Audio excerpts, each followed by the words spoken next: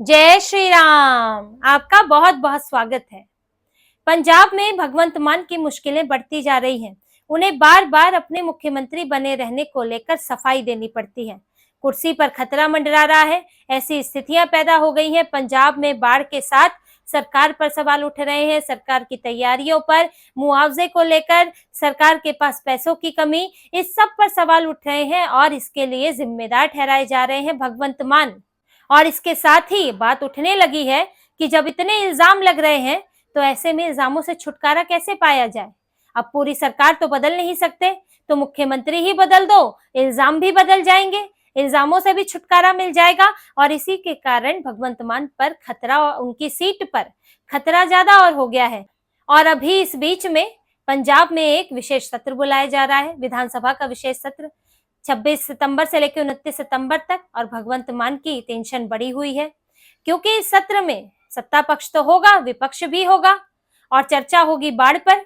अब इनका तो कहना है कि हमने जो मुआवजे से जुड़े कुछ नियम है उनमें बदलाव करना है, आपदा से जुड़े हुए कुछ नियम है उनमें बदलाव करना है और विशेष सत्र में मंजूरी दी जाएगी। लेकिन देखिए, बाढ़ और ये सब आपदाएं एकमात्र पंजाब में तो आई नहीं है, हिमाचल में भी आई, उत्तराखंड में भी, राजस्थान में भी। लेकिन वहां तो कैबिनेट मीटिंग से काम चल गया, विशेष सत्र तो बुलाना नहीं पड़ा। कैबिनेट मीटिंग यहाँ हुई है, यहाँ भी हुई है, उसमें फैसले लिए गए हैं।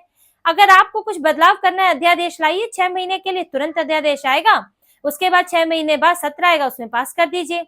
ये 3 दिनों का विशेष सत्र बुलाने की जरूरत क्यों पड़ गई। अब ये जो सत्र आने वाला है, इसकी देखिए 2 वजह निकल के आ रही है जिससे भगवंत मान भी परेशान है। पहली वजह से तो भगवंत मान का कोई लेना देना नहीं है, लेकिन ये जो विशेष सत्र है, ये केजरीवाल स्टाइल ऑफ पॉलिटिक्स की तरह है। इसका फैसला भगवंत मान ने नहीं लिया है, क्योंकि पंजाब में फैसला भगवंत मान नहीं लेते, फैसला लेते हैं अरविंद केजरीवाल और उनकी टीम, जिनमें सिसोदिया सत्येंद्र जैन है और अभी अमन अरोड़ा, जिनसे भगवंत मान की थोड़ी तलखी चल रही है। और वो आजकल केजरीवाल के करीबी बने हुए हैं, तो ये फैसले तो वहां से आते हैं। अब विशेष सत्र में देखिए, पहला टारगेट तो इनका होगा केंद्र सरकार।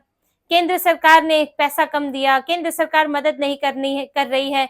और जब आप विधानसभा के अंदर होते हैं तो प्रिविलेज होता है बहुत सारी चीजों का, तो आप उसमें काफी कुछ बोल सकते हैं। तो केंद्र सरकार पर सवाल उठाने के लिए, कोसने के लिए एक तो ये विशेष सत्र बुलाया जा रहा है।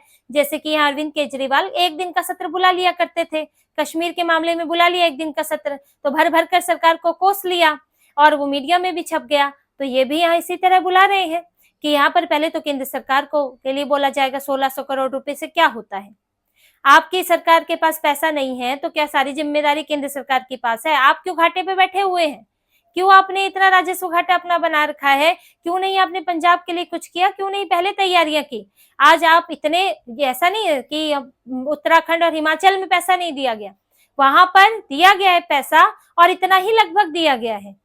और इनसे भी कम दिया गया है, पंजाब के पास सबसे ज्यादा पैसा दिया गया है, लेकिन वो सरकारें सवाल नहीं उठा रही हैं, जबकि हिमाचल में बीजेपी की सरकार नहीं है। सबसे ज्यादा परेशानी पंजाब में ही है। क्यों? क्योंकि अपनी गलतियों को छुपाना है। Arvind Kejriwal style of politics यही है कि हमारी कमियों को छुपाने के लिए दूसरे पर सवाल उठाओ, हमेशा अपनी जिम्मेदारी दूसरे पर डाल दो। भगवंत मान सरकार के पास पैसे की भारी कमी है और ऐसे में अब वो किसके ऊपर आरोप डालें, तो आरोप डाल देंगे केंद्र सरकार पर। एक तो ये मकसद है। दूसरा मकसद भगवंत मान से भी जुड़ा हुआ है और भगवंत मान की यही परेशानी है।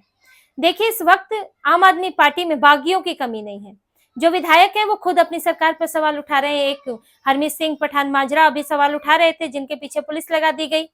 और इससे पहले भी कई बार विधानसभा सत्रों के दौरान पार्टी के ही विधायक अपने मंत्रियों पर सवाल उठा चुके हैं, सड़क निर्माण को लेकर, स्वास्थ्य सुविधाओं को लेकर। और ये तक एक मंत्री के लिए तो ये भी बोला गया कि 7 बार चिट्ठी लिख दी है अपनी ही पार्टी के विधायक ने, लेकिन कोई जवाब नहीं आया।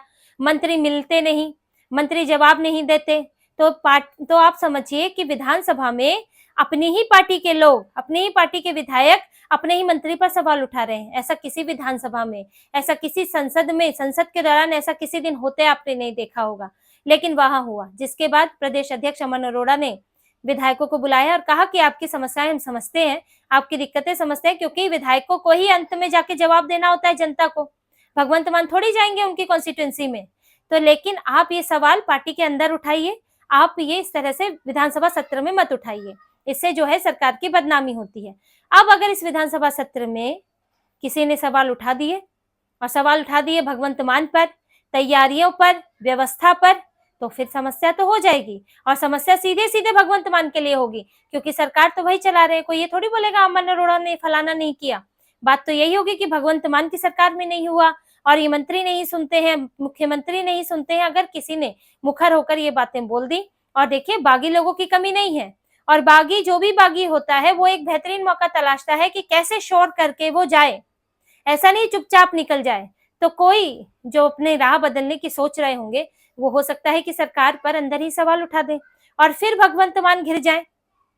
क्योंकि बार बार भगवंत मान इसीलिए घेरे जा रहे हैं कि पंजाब की हालत ठीक नहीं है। आपने 2.5 साल में कुछ नहीं किया सिवाय अरविंद केजरीवाल को हेलीकॉप्टर में घुमाने के। ना तो ड्रग्स को लेकर कार्रवाई हुई, ना तो बाढ़ जैसी आपदा को लेकर कोई पहले से तैयारियां हुई, ना ही सरकार के घाटे को कम करने की कोशिश की गई, बल्कि रेवड़ियों की घोषणा करके घाटा और बढ़ाया गया। तो 2.5 साल में आपने किया क्या? कोई ठोस चीज आपकी है ही नहीं दिखाने के लिए। तो अगर आप नहीं कर पाए तो हटिए, बचे हुए 1.5 साल 2 साल में कोई और मुख्यमंत्री आएगा। इसीलिए भगवंत मान, देखिए यही टेंशन है उन्होंने कि प्रेस कॉन्फ्रेंस की थी। वो जब अस्पताल से बाहर आए, जब अपने घर लौट आए, उसके बाद एक प्रेस कॉन्फ्रेंस की जिसमें पंजाब के हालातों पर चर्चा तो की उन्होंने, लेकिन इसके साथ साथ उन्होंने इस पर भी बात की कि मैं ही मुख्यमंत्री रहूंगा, मैं कहीं नहीं जाने वाला हूं, और केजरीवाल भी मेरे साथ है। ये उन्हें बताना पड़ा, और इसके लिए उन्होंने विपक्षियों को जिम्मेदार ठहराया कि मेरे बारे में गलत अफवाह फैलाने की कोशिश होती है, पार्टी को कमजोर करने की कोशिश होती है। लेकिन यहाँ कोई गुटबाजी नहीं है, सभी एक ही गुट में है, यानी कि मैं भी अरविंद केजरीवाल के गुट में हूँ। लेकिन देखिए ये बाहरी बातें तो अलग होती हैं, और अंदरूनी रणनीति, अंदरूनी राजनीति अलग चलती है। अब भगवंत मान को ये प्रेस कॉन्फ्रेंस क्यों करनी पड़ी, क्यों बोलना पड़ा? वो एक तो इसके, देखिए एक तो सफाई देनी है, दूसरा ये भी दिखाना है कि मैं मुख्यमंत्री पद से नहीं हटना चाहता। ये साफ संकेत देना है कि आप हटाना चाहते हो, पर मैं नहीं हटना चाहता हूं, और मैं ये बात मीडिया के सामने कह दे रहा हूं। तो भगवंत मान किस तरह घिरे हुए हैं। अभी उनके घर पे अमन अरोड़ा गए थे, जब वो अस्पताल में थे भगवंत मान, तो कैबिनेट की मीटिंग होनी थी, अमन अरोड़ा मंत्री हैं, लेकिन भगवंत मान के घर में अमन अरोड़ा को गाड़ी नहीं ले जाने दी गई, मंत्री को, प्रदेश अध्यक्ष को। जब वहां से चीफ सेक्रेटरी दिखे, जब उन्होंने बोला, तब उनकी गाड़ी अंदर आने दी गई। अमन अरोड़ा और भगवंत मान के बीच में खास बनती नहीं है। अमन अरोड़ा एक बार कह चुके हैं कि भले ही पंजाब सिख बहुल है, लेकिन वैसा नहीं कि वहां पर हिंदू मुख्यमंत्री नहीं हो सकता। इसके बाद भगवंत मान ने कहा था कि अगर कोई पार्टी में बनना चाहता है, मेरी जगह जिम्मेदारी लेना चाहता है, तो मैं छोड़ने के लिए तैयार हूं। यानी कि परेशानी थी जो जुबान तक आ गई, वरना ऐसी बातें मुंह से ऐसे ही नहीं निकाली जाती हैं। भगवंत मान की परेशानी लगातार बढ़ रही है। एक कमजोर मुख्यमंत्री की छवि बनी है, एक स्टाम्प मुख्यमंत्री की छवि बनी है, जिनका काम सिर्फ अरविंद केजरीवाल के सामने सिर हिलाना है, सिर्फ हाँ बोलना है, ना तो वो बोल ही नहीं सकते हैं। तो ये यस मैन का काम उनके पास है, जिसको लेकर पंजाब में उनकी बहुत फजीहत हो रही है। लैंड पुलिंग पॉलिसी को लेकर जबरदस्त विरोध हुआ, बाढ़ के हालातों पर विरोध हुआ, अब पार्टी के अंदर से ही विरोध होने लगा है, अंदर के लोग बोलने लगे हैं।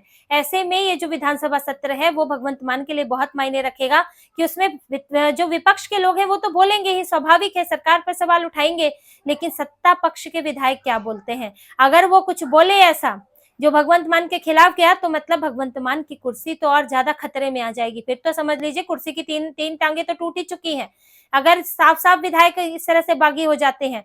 तो इसीलिए ये जो सत्र होने वाला है उसमें भगवंत मान की धड़कनें बढ़ी हुई है कि किसी तरह शांति से निकल जाए, और मेरे ही विधायक, मेरे ही नेता मेरे खिलाफ ना बोले, क्योंकि पहले ही फंसे हुए हैं। दिल्ली की दखल अंदाजी, दिल्ली की जी हजूरी, इसके कारण जनता के बीच तो उनकी छवि खराब हुई ही है। अब जो बचा खुचा पार्टी के अंदर है, अगर वो भी हाथ से चला गया तो भगवंत मान को कुर्सी छोड़नी पड़ सकती है। तो इसी तरह की और खबरें और विश्लेषण आपके लिए लाते रहेंगे। हमसे जुड़े रहिए, सब्सक्राइब कीजिए, कमेंट कीजिए। बहुत बहुत धन्यवाद। जय श्री राम।